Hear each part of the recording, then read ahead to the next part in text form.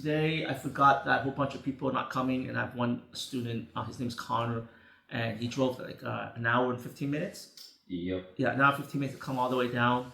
And I usually don't train people who are not like a full member of my school, unless I have other students who are full members. Like full members means students who are like paying the monthly membership.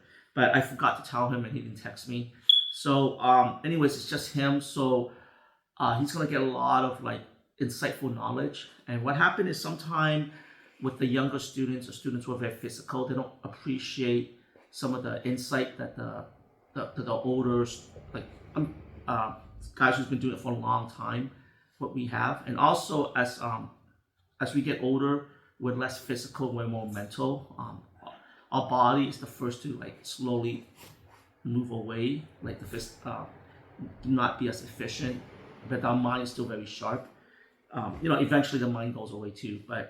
And so I was trying to teach him like the warm up. And what happens, most people get into this routine of warm up where it's like a pattern, like they run around the gym, whatever, and then they do jumping jack, push up, whatever, and that's fine, right? That's a class warm up. And a lot of people don't understand that certain things are taught or done for efficiency of the instructor or the efficiency of the classroom, and not for personal growth or personal efficiency, right? So, for example, the traditional karate method, where everyone lined up and they do katas, they all line up, you know what I mean? 4 rows in the front, like 4 people in the front and 4 people in the back, like, just down the row.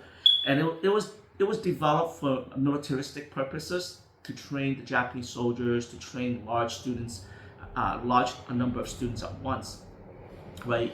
And so the thing is, people don't understand that. A lot of times when people go to public school and stuff, things are created for the conduciveness of the university system, for the educational system, for the teachers, for the administrators, and not for the students. Actually, do you mind just closing that door? Because that way the cars are not, So, what you need to do is, if you want, yeah, thank you. And can you just make sure it's recording? Yeah, just close it all the way. Yeah, because I sure hate to do. Yeah, you're good. And you can leave it there. Can you make sure it's recording? Oh yeah. Just check the camera really quick, because I don't want to move my spot. And am I in the camera? Yeah, it still is going. Thank you. You can warm up while you're listening. So what happens is, if you really, really want to be a craftsman or a master of your crafts, you have to take personal responsibility. You have to go beyond what is taught in the institution, right? And most people rely on the institution, I honestly believe, because they either need third-party validation or external validation, or they feel like they're not good enough, right? Or they're just too lazy, to be honest. And what happens is the really, really good people, the people who are like frontier outliers, they still do stuff that's taught at the institution, because the institution provides an environment for them, access to knowledge, access to tools, access to other peers, but they also do things on their own, and that's what makes them really good. And most people don't get that. So go ahead, keep on warming up, but these are insight I'm giving you, right? And so there's a guy, his name's Dr. Gupta, and he talks about elite competitors, elite athletes. And these guys march to their own beat. They march to their own drum. And it's tough. It's a tough dichotomy where they don't really care about external validation. The only validation they care about is within themselves, where they know that they're growing as an athlete, as a craftsman, as an artist, right? And that's really, really hard to do. Really, really hard. For example, most people, they'll graduate from art school, graphic design school, whatever, and they stop. They stop growing as an artist. They might do a little bit here and there because they feel, just for their job or whatever, but they're not like, they don't have the rigor, the passion, that, 8 hours a day, 6 hours a day, just pushing, right? It becomes part of them. Anyways, so Connor is like warming up and stuff. And something I really learned just recently that was so powerful, I think maybe 3 months ago, I listened to Andrew Huberman. He's an MIT neuroscientist, I think. And he has his own podcast, probably 1 million views. Apparently lately he's have some controversy. I don't really know much about it. But he talks about basically elite athlete and elite performers like chess grandmasters and stuff, they have warm up beyond warm up. So they have warm up for warm up, right? And that's really unique in the sense that, so you have the dynamic classroom warm up, right? You know, what you do as a whole class. But then these guys will have warm up prior to that, right? So these guys are very elite. And so what they will do is they will have a routine that they do every day prior to the actual execution.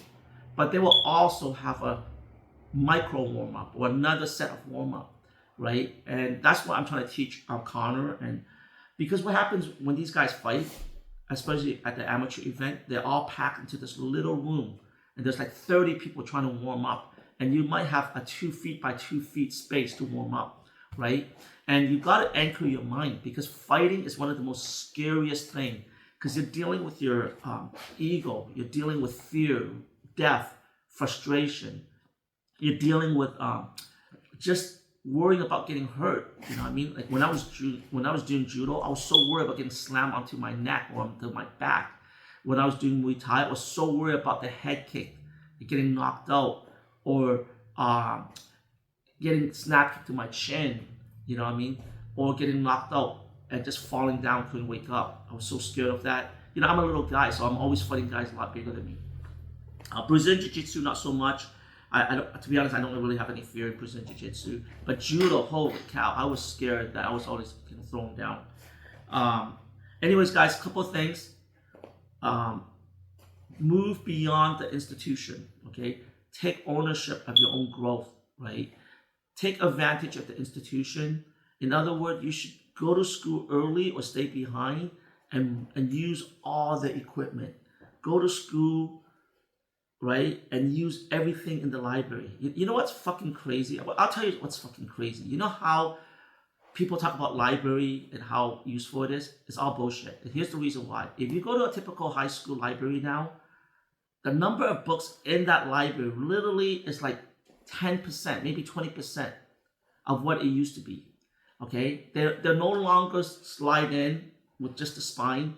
They are front cover facing out to cover the lack of books. And the book materials are all like, and like kind of like young adult fiction, right? So it's, the library now is just more like a place for young kids to hang out, because we have the internet and stuff like that. But it just shows you. And I worked at a public school for 10 years. And the school I worked at was not very good, to be honest. And you know how I can tell? For 10 years, I would walk through the library, sometimes as a shortcut to get in my car to go home. And I saw no kid. Like very rarely I would see a kid in the library studying or reading, right? And it's because they didn't understand that the library was so powerful, right? When I went to fashion school, my parents took my money that they were supposed to save up for me, and they spent it. They literally spent it, and I had no money. And so I only did one semester of fashion school in Montreal. I actually have about 3 years of fashion design training, but I only did one semester in Montreal, Canada. And I knew I was leaving. I knew like I had maybe a month left and that semester was over. And this is back in 1994, I think. So there was no internet yet. You know, there was still internet, but there was like, you can't just go on a website. There was no Amazon. There was no stuff like that. And so, guess what I did? I literally had about maybe $200, okay? And I spent that $200 photocopying every book that I thought was useful for my continuation of being a fashion designer, right? And so what I did was I photocopy pattern making book, design book. I just photocopy. Now, obviously, I didn't want to get in trouble, so I would just like, you know, take the book and go to a section of the library where no one's around. I went to LaSalle College, which was a design school in Montreal, and I literally took full advantage. Like I left the end of that semester with binders and binders of like the whole entire book, right? And obviously I didn't photocopy the whole book because there's certain chapters I didn't need, and I didn't have a lot of money. But literally I would just photocopy and because I knew that when I left this design school, I was going to continue studying to be a designer, studying. Like I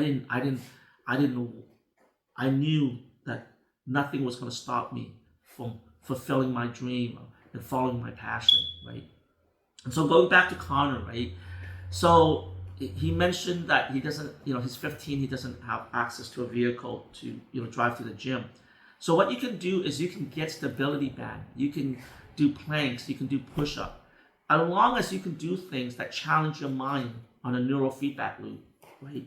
So you want to do stuff that kind of like create a visual stimulation of your mind, right? So the mind is very tricky. Let's just say you do shadow boxing, right? All you do is shadow boxing, you don't hit anything. After a while, your mind will make up stuff and your mind will think what you do is great, or you don't even know what you're doing is good or bad. So you literally have to hit a bag. You literally have to hit a focus mitt, right? But if you only have to hit it 50% of the time, you don't have to hit it all the time. You just need a marker. You just need a way to reinforce or check what you're doing is good. And this is the problem with kata a lot of times. Kata, after a while, becomes very make-believe because there's no neurofeedback loop. There's no marker cue, right? And so you gotta constantly need that marker cue. And the really, really talented or intelligent or people who've been doing it for a long time, their marker cue or their visual, their ability to check to see what they're doing without actually doing that actual object, it's around maybe 10 to 20%. In other words, they spend so much time doing it that all they have to do is they can sit in front of them and pretend to be doing it. You gotta check out this video. There are these kids who are doing abacus, right? It's like they're doing super complicated math and they don't even touch the abacus. The abacus is just laying in front of them and they're just doing the abacus, which is moving the beads up and down in their mind, and they're just moving the fingers like this. Because to physically move the abacus bead takes too long, and this is a contest. They're trying to figure out these math problems really fast. But they would probably practice touching the abacus because it's a tactile feeling, but because they're going so fast now that they can't use the abacus, but they still need to move their fingers because moving their fingers is a reinforcement of the mental development of what they are trying to achieve, right? So a lot of times when you are like an MMA fighter, you want to warm up slow. So you can watch me. So basically to get into the room, for example, you get up in the morning, you don't just jump right in doing push-up. You want to be like a cat. You just woke up from your slumber and you're just kind of moving, you're touching, and you really want to get into that mindset. Can you see if I'm recording, like if it's catching my head or it's too low? It's catching? No, you're good. I'm good? Yeah. Okay. It's catching everything? Yeah. Okay. So you want to, you could be here warming up because I don't want to waste your time. So you want to be like, the thing is, yoga, there's a pose called salutation. And basically you want to feel like it's a privilege. It's so special to do what you're passionate about, right? And so I forget, there's several martial arts systems where I think Muay Thai to a certain extent and yoga, where they actually thank God or the creator that they're able to do what they love. You know what I mean? And that's a true sign of passion. That's a true sign of someone who really, really love what they do, right? The fact that, like, I don't train as much now because I have so much things on my mind. I'm physically not as, my diet's horrible. But every time I get on this mat, I feel like this is my sanctuary, and I feel like it's really an honor and it's really special for me to teach my students. This mat may look a little beat up and stuff, but it's my special place, right? And so same thing, you put on the boxing glove, right? I mean, you feel like it's your special place. It's an honor to do the sport because you have the physicality or the mental acuity, the mental toughness to do the sport. When you paint, you need to feel so special that you have access to paint, the paintbrush. Your hand is able to grip the paintbrush. Do you get what I'm saying? And people don't understand that. And once you understand that it's a privilege, it's so special to do the things you love, and you get to be a craftsman, that's when you take the art very seriously, okay? And so let's just say Connor's like warming up. So remember what I talked about Andrew Huberman? He said that elite performers, elite craftsmen, elite coaches, they have warm-up for warm-up, right? So it's really important to spend about 5 to 8 minutes, maybe 5 to 8. I wouldn't do more than 10 because your mind can only be engaged in so long before your mind have a mental break. Now, the more elite you are, the more you can tap in that flow state more often, and the longer you can prolong it. And this is how I can tell if someone is ready to fight or someone is at a very high level. It's when I can train them and they don't break mental cue. I can train them, I train them, and then I give them some advice, some suggestion, some feedback, and then they fix that feedback and they don't miss the cue. And that's when I know that they're ready to fight. And then I ask them, hey, do you want to fight, or do you want to train with me to fight, right? People who constantly screw up every 30 seconds, they're not ready because they can't keep that mental acuity. They can't keep that mental sharpness, okay? So the other thing I want to talk about, Connor, is the same thing. Keeping your mental acuity, okay? And over the years, I figured out a way to figure out that mental acuity, meaning mental sharpness, the ability to do something at least 8 times in a row in exactly the same manner, okay? So for example, my jab cross, just nice and smooth, and it looks exactly the same each time, okay? And this is how I know if a kid is not ready, he's not serious.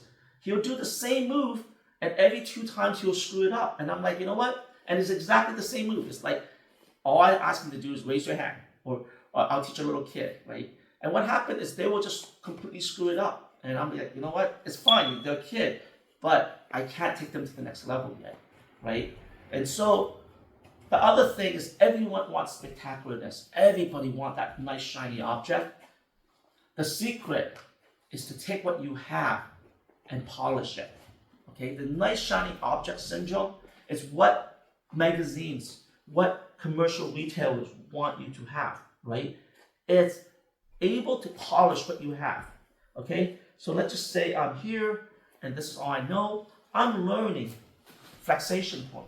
I'm learning how to punch my spine. I'm learning to plank down and sit. I'm learning to round up my shoulder, round up my spine.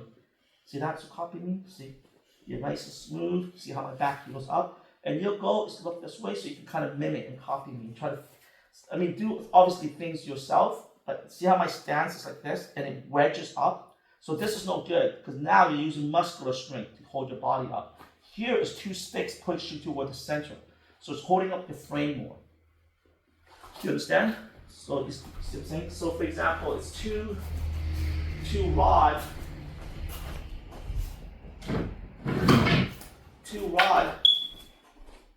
pushing each other, right? So it's keeping the structure up versus this way. Do you understand? So you have to create a structure or a system where your body, your skeletal system is holding you up. Okay, not 100%, but around maybe 60 to 70%. Because that way you're more efficient. You don't have to use as much muscular tension, right? You get what I'm saying? Yeah. So right here, see how it's like this, right? You get what I'm saying? Versus like this.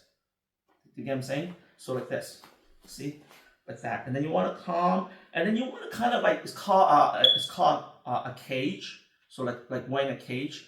So you want to create your limb system, your skeletal system to hang off a cage. So it's hanging off your body. That's it. Versus creating muscular tension to hold your arm up. It's very tiring and it's going to slow you down like this. See? So it's like it's hanging up like that. That's it. See how calm it is like that? That's what you want. And now you want to do your movement. And now you're doing your movement and it's basically an extension. It's like a little tool that's just kind of pop up and pop back in. Yeah, see? And then you might want to move a little bit, right? And then now you want to kind of like put your hands in front of things that are coming at you. See, things are coming at you and just literally, no, how sound it is. Just, things are coming at you. And now someone's throwing bananas at you and you're just kind of like blocking these bananas. That's it. Not too much, still too much. Look, learn to see with your mind. That's it. So things are coming into your face, right? This is a rectangular shape and all you're doing is this.